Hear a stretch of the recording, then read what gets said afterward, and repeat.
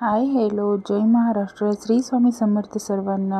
Very good morning. कशा आहात? मजेत ना? तर हा आहे सकाळ सकाळचा नजारा की सूर्यदेव नेहमीच नुकतेच दर्शन देत होते. तर मी कोंबड्यांना असं बाहेर सोडून दिलं. एक सकाळी 6चा मॉर्निंगचा शूट आहे. तर उठल्यानंतर सकाळची कामं आवरली आणि सकाळीच मी डिटॉक्स ड्रिंक घेतलं होतं. पण आज ना घरी थोडंसं दूध होतं, तर थोडंसं चहा घ्यायची इच्छा होत होती. तर म्हणून आज ना थोडंसं दुधाचा चहा बनवूनच घेतला.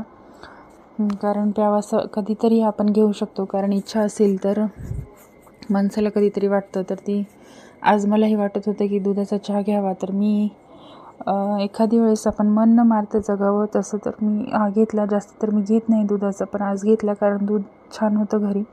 आणि मेन म्हणजे शरूच्या पप्पांना प्यायचा होता, त्यांना दुधाचा चहा आवडतो. तर ते म्हणले की माझ्यासाठी बनवतात. आता ते बनवून पित होते तर मलाही प्यावंसं वाटणारच ना, ते तर असणारच. तर त्यासाठी माझ्यासाठीही मी एक कप बनवला. तर आज थोडंसं बाहेर जायचं होतं आणि शर्वरीला सकाळी शाळेत पाठवलं.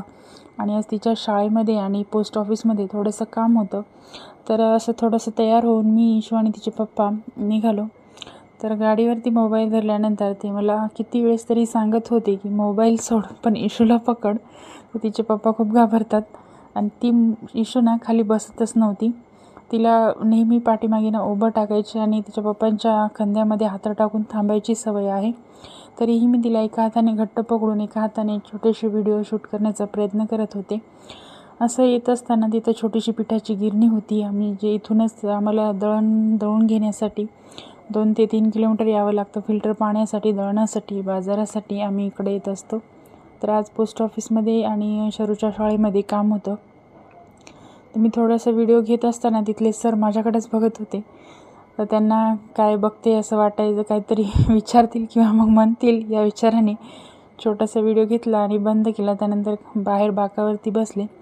तर शरूचे पप्पा हे विचारत होते की सुकन्या समृद्धीचं खातं काढले, तर त्याच्यात पैसे आम्हाला ट्रान्सफर करायचे होते. ते ऑनलाईन होत नाहीत असं सांगले की त्यांनी कॅशच पाहिजे. आमच्याकडं कॅश नव्हती आणि ऑनलाईन पेमेंट आम्हाला त्याच्यामध्ये ट्रान्सफर करायची होती, पण ते काही जमत नाही. तर तुम्हाला कॅशच आणावं लागेल असं त्या सरांनी सांगितलं. त्यानंतर तिथून आम्ही गेलो शरूच्या शाळेमध्ये. तिथं तिची काही फीस भरली. त्यानंतर तिथं मेन सर जे त्यांचे हेड आहेत ते नव्हते. तर ते 15 ऑगस्टचे युनिफॉर्म आणि शूज वगैरे लेकरांच्या आणण्यासाठी गेले होते. आम्ही तिथल्या टीचर ज्या आहेत, ज्यांच्याकडं तिथलं सरांच्या अनुपस्थितीमध्ये तिथलं कामकाज पाहतात, त्या मॅडमकडं आम्ही फीस जमा केली. आणि दीदीचा जेवणाचा म्हणजे दुपारच्या इंटरव्हेलचा वेळ झाला होता. अशाच वेळेत आम्ही पोचलो. तर त्यांना जेवण्यासाठी बाहेर सोडलं होतं. आम्ही आमची फीस जमा केली आणि शरूला भेटून मॅडमला थोडंसं गप्पा मारल्या त्यांच्या. तर त्यांनी सांगितलं की छान आहे अभ्यासामध्ये, थोडंसं रेग्युलर पाठवत जा.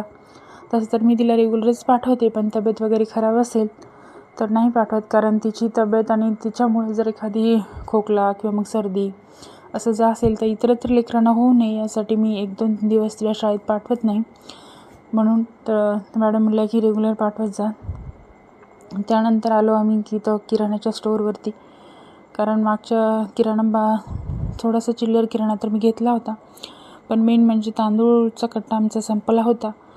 आणि ते 5-5 किलो 2 किलो तांदूळ आणण्यापेक्षा आपण एक कट्टाच घेतलेला परवडतो. यासाठी शरूच्या पप्पांनी तांदळाचा कट्टाच घेतला. तर तांदळाचे भाव एवढे वाढलेत ना की जो कट्टा आम्ही मागच्या वेळेस 1300 रुपयाला घेतला होता तोच आत्ता 1600 रुपयाला घ्यावा लागला. तर एवढे ते तांदळाचे रेट वाढलेले आहेत. सर्व साहित्य, तेल डबे, तांदूळ यावरती खूपच 4 महिन्यामध्येच एवढासा रेट त्याचा वाढला आहे. तरीही भात हा आमच्या घरी नेहमीच लागतो, त्यासाठी त्यांनी घेतला. तर थोडं आणण्यापेक्षा एकदाच जर आपण आणलं तर ते परवडतं आपल्याला. तर असं थोडंसं सामान घेतलं. शरूच्या शाळेची फीस भरली. त्यानंतर पोस्टाचं काम काही झालं नाही, कारण मला ऑनलाईन पेमेंटही करता आलं नाही. तर त्यासाठी कॅशच घ्यावं लागणार असं त्या सरांनी सांगितलं. तर आपण पुन्हा जाता येईल ह्या विचाराने जे राहिलेली बाकीची कामं होती ती करून घेतली. त्यांनी तांदळाचा कट्टा असं घेऊन आणि त्यांनी म्हणले की चल लवकर, कारण आभाळ भरपूर आला होतं आणि पाऊस कधी येईल काही सांगता येत नव्हता. तर असंच घरी आल्यानंतर एक 15 मिनटानंतर पाऊस सुरू झाला. तर असा पाऊस चालू होता लगेचच. तर इथं तिथं वेळ घालवला असता तर आपण भिजलो असतो. तिचे पप्पा घरी आल्यानंतर मला घरी पोचताच 10-15 मिनिटांनंतर पावसाची सुरुवात झाली.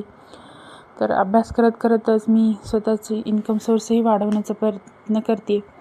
कारण आपल्याला इमर्जन्सी फंड हवा असतो, तसंच त्यासाठी आपल्याला अभ्यासही करायचा आहे आणि स्वतःची सिक्युरिटीसुद्धा ठेवायची आहे ह्या विचाराने मी कामालाही जाते. कारण आजच्या युगामध्ये दोघांनीही घर सांभाळावं लागतं. कारण कितीही पगार असेल तर आपण सेविंग ह्या करू शकत नाही आहे, कारण तसं झालं आहे आता. तर आपल्या गरजा आणि इच्छा स्वप्न ही भरपूर असतात. तर हा माझ्या इशूचा DJ जे तिने बनवला होता. तर असं पुन्हा नाईटचं रुटीन अभ्यासाचं, तर त्यासाठी अभ्यासाबरोबरच मी स्वतःची इन्कमसुद्धा करते. कारण माझी गरज आहे ती माझ्या मुलींच्या सिक्युरिटीसाठी. तर रोजचे मी 500 रुपये कमवून स्वतःचा एखादी जॉब मिळवण्यासाठी सुद्धा प्रयत्न करते. तर व्हिडिओ कसा वाटला शेवटपर्यंत बघल्याबद्दल खूप खूप थँक्यू.